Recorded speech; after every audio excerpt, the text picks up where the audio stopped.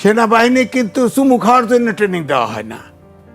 সেনাবাহিনীকে মানুষ হত্যা করার, ফাইনালি হত্যা করার ট্রেনিং দেওয়া হয়। ওই বেটায় ডাক্তার শিক্ষিত হয়েছে, তার বডি ক্যামেরা রয়েছে, ওই যে এমপি তার বডি ক্যামেরায় সব রেকর্ড হচ্ছে। ওই বেচারা তাকে ছাড়া কোনো কথা বলে নাই।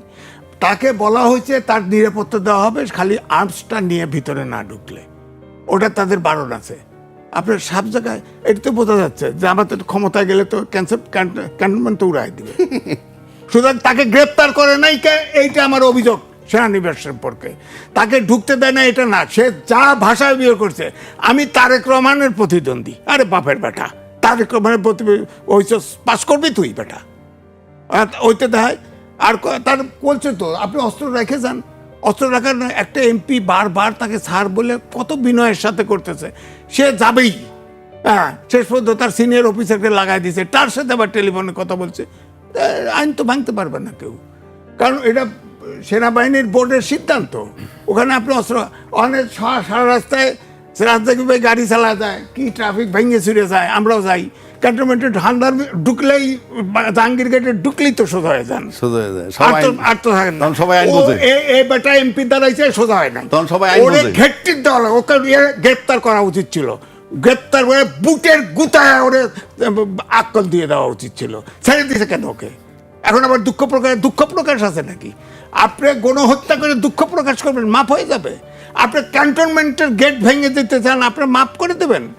ওকে মাফ করবা না, ওকে গ্রেপ্তার করা উচিত এবং ওকে বুট দিয়ে ফেসানো উচিত, যাতে সারা দেশের 18 কোটি লোক বোঝে সেনানিবাসে এটা করা যাবে না, সেনানিবাসকে বিতর্কিত করা যাবে না।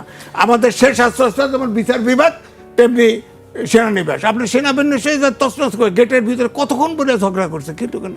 ওর তো বেটার খেয়ালই নাই যে বডি ক্যামেরা আছে। এখন ইলেকশনেও বডি ক্যামেরা কিনছে, দিবে কিন্তু। এই সরকারও চিন্তা করছে, ইলেকশন কমিশন।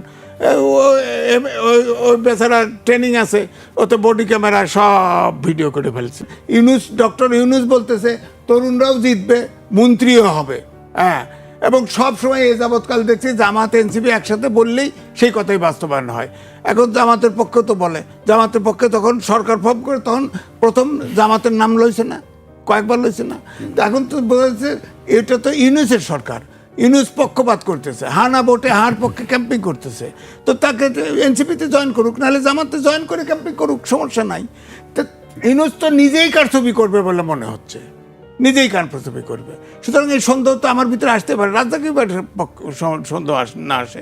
উনি অ্যাডভোকেট মানুষ, ওনার তো যত ঝামেলা বাঁচবে উনি তো ক্লায়েন্ট পাওয়া যাবে তত। আমি তো ঝামেলা দেশে, আমি তো ঝামেলা দেশে, সুতরাং সন্দেহ। এখন বলেন ওইখানে একবার এনসিপির এক নেতা, নাম বলবো না, বলছে প্রয়োজনে আমরা সেনানিবাস উড়ায় দেব। তখন আমি যে কথা বলছিলাম সেইটা আমি বলতেছি।